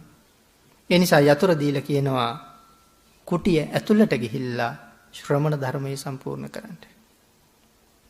යතුරුත් අරගෙන සරියුත් මහරහතන් වහන්සේට කිව්වේ ඔබ වහන්සේගේ පාත්‍රය සිවුරු ගන්න. මම එන්නේ නැද්ද කියලා. එහෙනම් දෙන්න. ඒ ටික ඉල්ලගෙන උන්වහන්සේ පින්න පාතිට පිටත් වෙන්නයි යන්නේ. පුංචි හාමුදුරුවෝ කතා කරලා කියනවා ස්වාමීනි මට දවල්ට දාන්න. මට දානි ටිකක් ගේනවද කියලා ඇහුවා. ගේන්නම් සාමණේර. ස්වාමීනි මට ඔය නිකන් කෑම වේලක් නම් එපා. මට වෑංජන 100ක් එක්ක දාන වේලක් අද ඕනේ කිව්වා. සාමණේර මට ලැබෙයිද ඒක? කවුරු එක්කද මේ කතා කරන්නේ? අපේ ශාසනයේ දෙවනි බුදු පියාණන් වහන්සේ හා සමානයි. සරියුත් මහරහතන් වහන්සේ. ගත් කටටම දෙන උත්තරේ තමයි ඔබ වහන්සේගේ පිනට හම්බුනේ නැත්නම් මගේ පිනට හම්බෙනවා කියලා. මෙහෙම නිර්භීත ප්‍රකාශයක් කරන්න පුළුවන් හයිය කොහෙන්ද? මහරහතන් වහන්සේ සඳහන් කළා හොඳයි. ලැබුණොත් මං අරන් එන්න.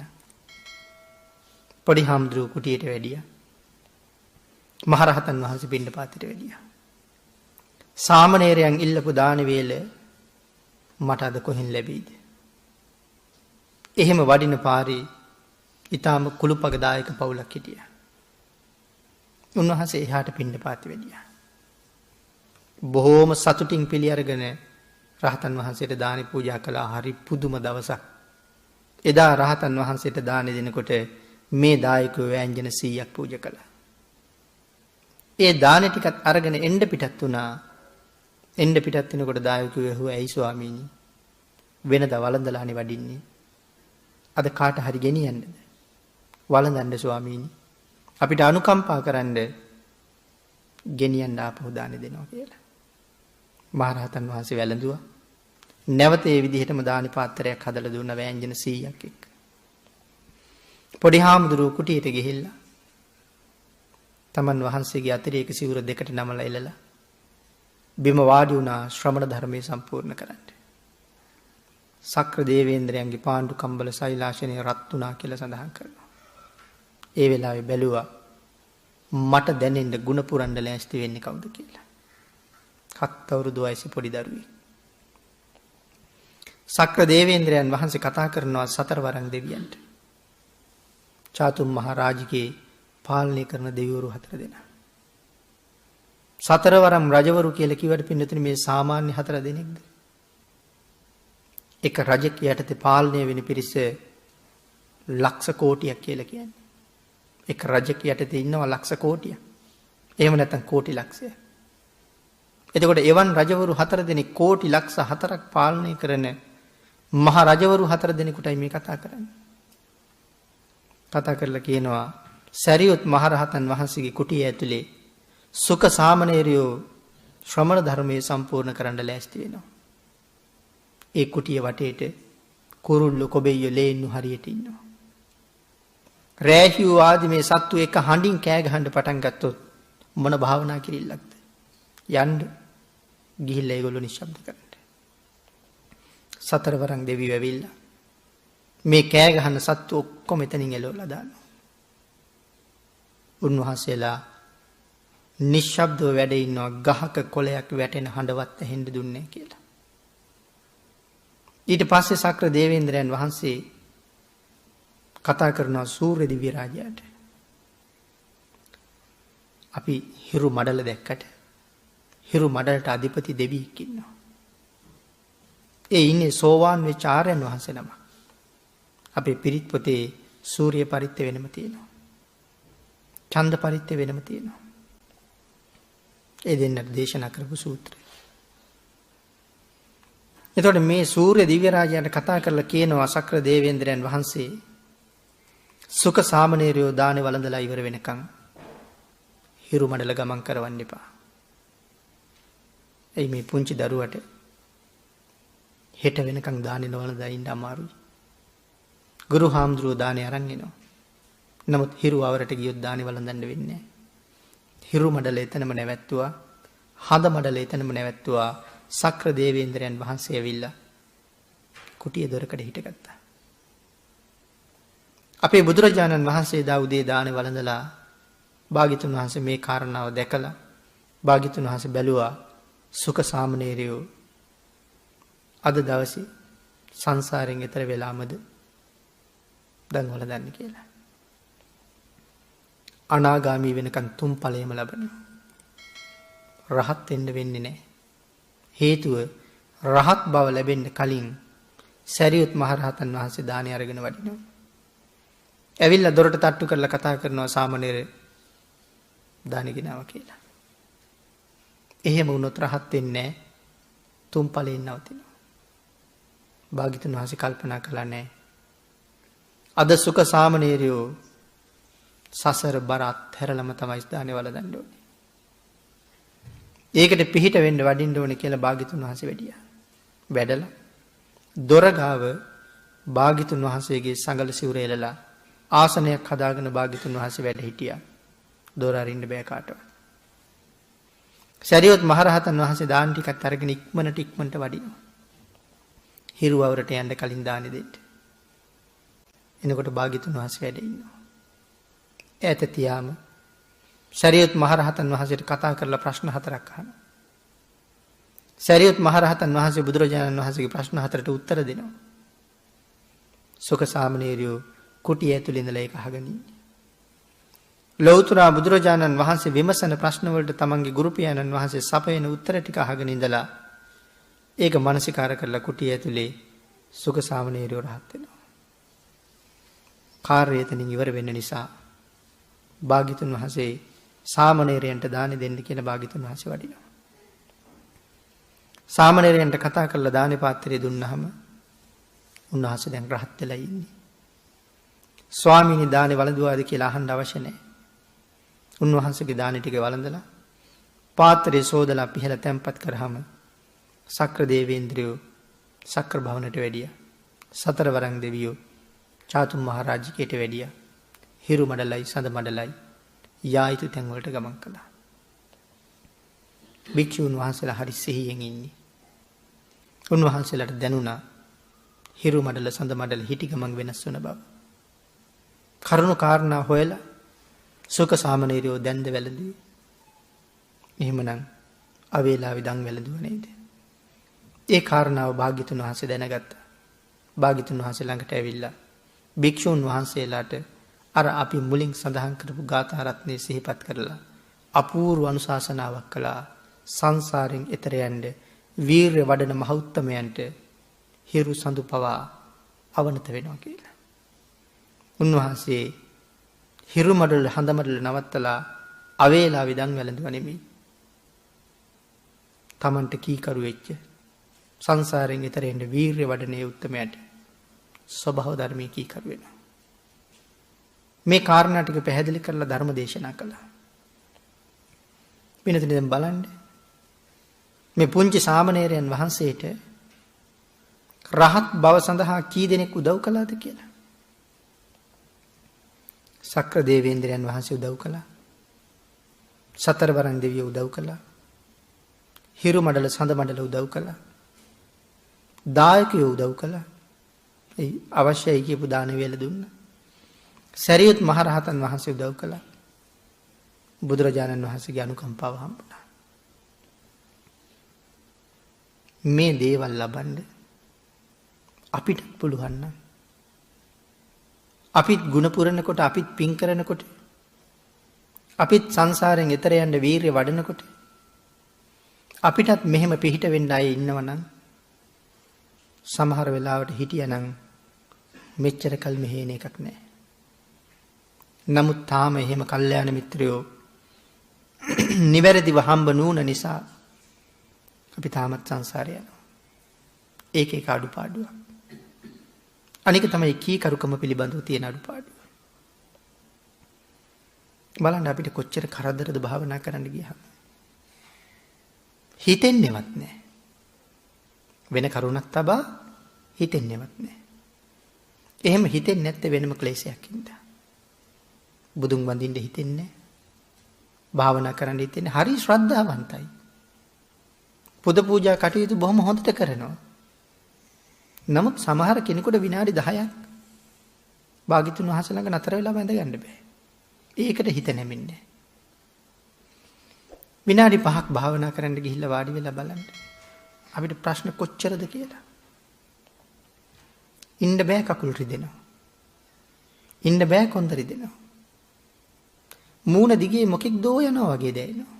නලියනවා. කොන්ද දිගේ යනවා වගේ දැනෙනවා. අත් දෙකින් ඇති වුණතර. ඉවසගෙන හිටියට හිත එකඟ කරගන්න බෑනේ. ඇහැ ඇරලා බලන්නම හිතෙනවා. බැලුවහම කවුරුවත් නැහැ. නමුත් ලොකු බාධාවක් තියෙනවා. කවුද මේ බාධා කරන්නේ? සංසාරේ අපිම කරගත්ත අපේම වැරදි අපිට බාධා කරනවා. මේ වාගේ දේවල් වලට අපි කොයි වාගේ වැරදි කරන්නේ නැද්ද? අනුන්ගේ සිල් බිඳින්න අපි කොයි තරම් කටයුතු කරලා තියෙනවද මේ සංසාරේ? අපි පැරණි ආරණ්‍ය වලට යනකොට අතීතයේ අයට නම් ඒක කියන්න ඕනේ උනේ නැහැ. නිශ්ශබ්ද වෙන්න කියලා. නමුත් අද වෙනකොට බෝඩ් එකක් දාලා තිනවා නිශ්ශබ්ද වෙන්න. එහෙම නිශ්ශබ්ද වෙන්න කිව්වට අපි ගාව නිශ්ශබ්ද බවක් නැහැ. ඒ තැන්වල ඉන්නවා සති ගණන් ඇවිල්ලා ගෙවල් වල බොහෝ කටයුතු අතහැරලා රැකී ආරක්ෂා වලින් අත මිදලා භාවනා කරන්න ආපු අය. ඒගොල්ලෝ තැන් වල වාඩි වෙලා භාවනා කරනවා. දානි ගෙනියපු වඳින්න ගියපු අපි ඒක හරියට කෑ ගහනවා. දැන් අරගොල්ලෝ කොච්චර දේවල් අත්හැරලා දෙවිල්ලා තියෙන්නේ. ගෙදර කටයුතු අත්හැරලා රැකියාවෙන් නිමාඩු අරගෙන. දැන් මේ කාරණාව සාර්ථක වෙන්න දෙනවද අපි? භික්ෂුන් වහන්සේලා ඉන්නවා සාර්ථක වෙන්න දෙනවද? දෙන්නේ නැහැ. කවුරුවත් අපිට ගහන්න දෙන්නේ නැහැ. සමහරලාට සිල් ගත්ත පිරිසක් ඉන්නවා. අපි යනවා දානි බෙදන්න. සිහි කල්පනාව මට මදි හින්දා මගේ දුරකථනෙත් තියෙනවා සාක්කුයි. දානි බෙදන ගමන් ඒක නාද වෙනවා.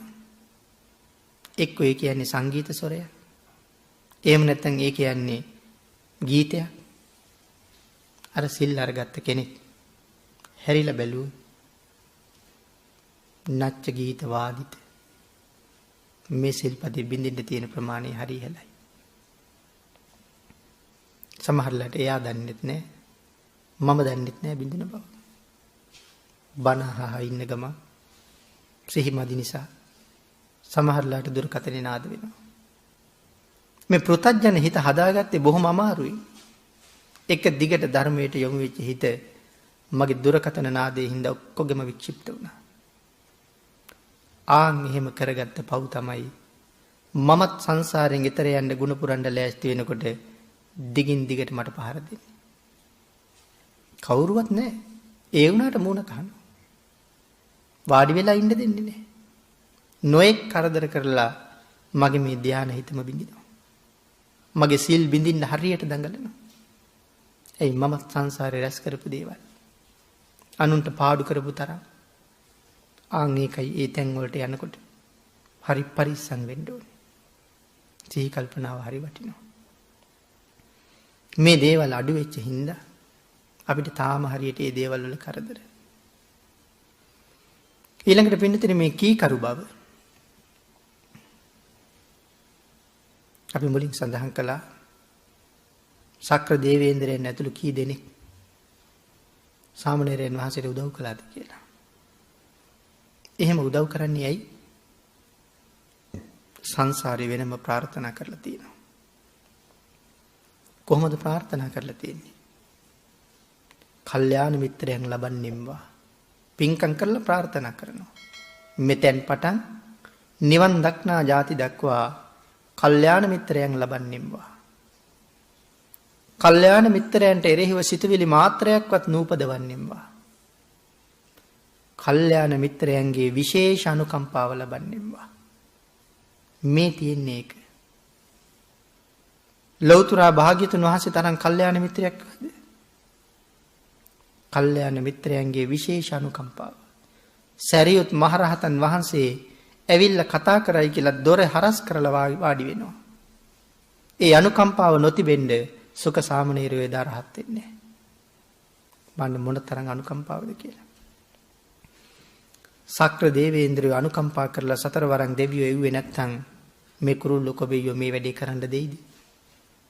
එක හඬට රෑහියෝ කෑ ගහන්න ගත්තාම ආරණ්‍යට ගිහිල්ලා භාවනා කරනවා කියලා හිතුවට මොන භාවනා කිරිල්ලක්ද?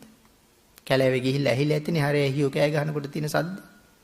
එක එක වර්ගයේ රෑහියෝ එක එක හඬ දදා කෑ ගහනවා. අය භාවනා කරන්න හම්බෙන්නේ නැහැ. මේ කුටිය ළඟත් එහෙමයි. සතර වරන් දෙවියෝ ඒවල කරේ ඒගොල්ලෝ අයින් කරන එක. මොන අනුකම්පාවක්ද? තවත් මදි හින්දා තමයි තමනුත් ආවේ. ඒ විතරක් නෙමෙයි හිරුට සඳුටත් කතා කරලා තියලා යාවි. මේක තමයි කල්යාණ මිත්‍රයන්ගේ විශේෂ අනුකම්පාව.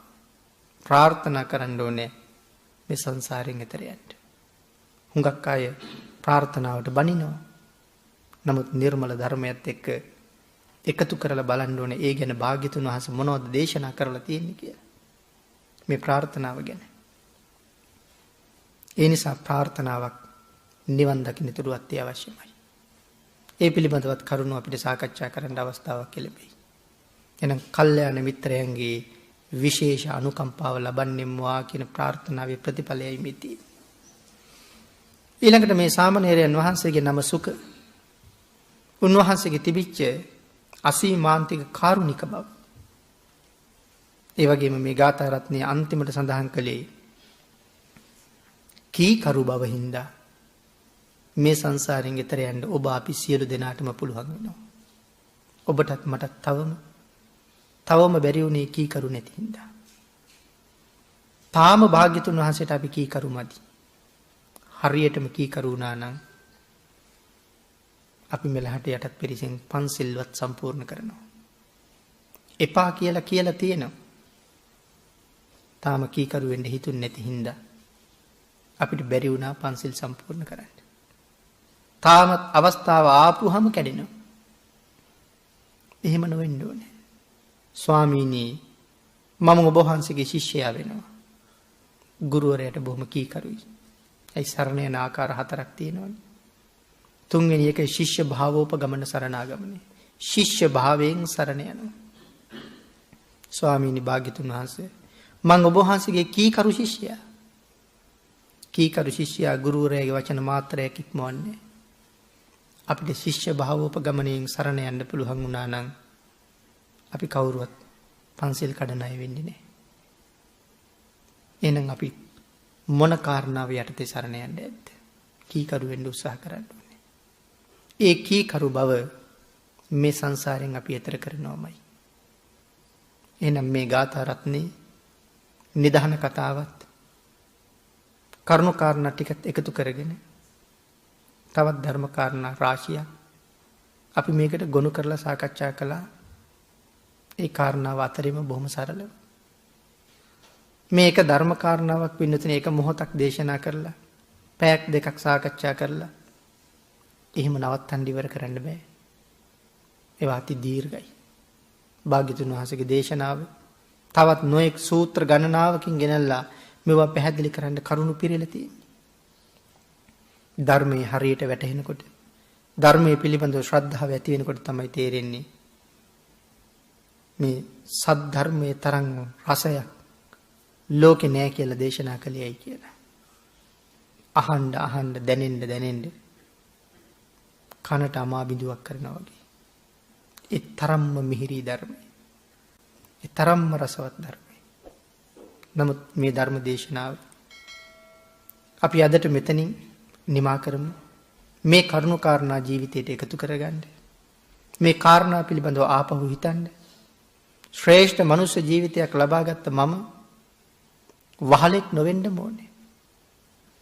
අපි වෙන කවුරුවත් ළඟ වහල්ලු කියලා කිව්වොත් අපිට කේන්ති යනවා. නමුත් මම මටම වහලෙක්. ඒක හරි අවාසනාවක්. ඇහැට වහල් වෙලා, කනට වහල් වෙලා, දිවට වහල් වෙලා, නාසයට වහල් වෙලා, කයට වහල් වෙලා මේ පංච ඉන්ද්‍රියන් ඉල්ලන දේවල් වලට වහල් වෙච්ච හින්දා මම වැඩියෙන් කරලා තියෙන හොඳ දේවල් නෙමෙයි නරක දේවල්. මේ විශ්වය මායාවේ ලෝකේ. මායා දැලක් දාලා තින්නේ අපි අල්ලන්න. වටුව අල්ලන මිනිහා වටුව අල්ලන්න දැලක් දාහම ඒ දැලෙන් බේරුනේ ඊටාම ස්වල්ප පිරිසයි. දැල වැටෙන්න කලින් කීප දෙනෙක් ඉගිල්ලිලා යනවා. වැඩි පිරිසක් දැලට මැදි වෙනවා. මාළු අල්ලන මිනිහා දැල විසික්කහම කීප දෙනයි ගැලවිලා ගියේ ඒ රංචුවේ හිටපු වැඩි පිරිසක් දැලට කොටු වෙනවා. මනුස්ස ලෝකෙත් එහෙමයි. ඔබ මම අල්ලන්න මේ දැල විසි කරලා තියෙන මායя. මේකෙන් ගැලවිලා ගියපු උත්තමයෝ ඉන්නේ ස්වල්ප ප්‍රමාණයයි. විශාල පිරිසක් එකට මැදි වෙලාමයි ඉන්නේ. ඇහැ පිනවන දේවල් කිය මේ ලෝකෙ කොච්චරනම් දේවල් තියෙනවද?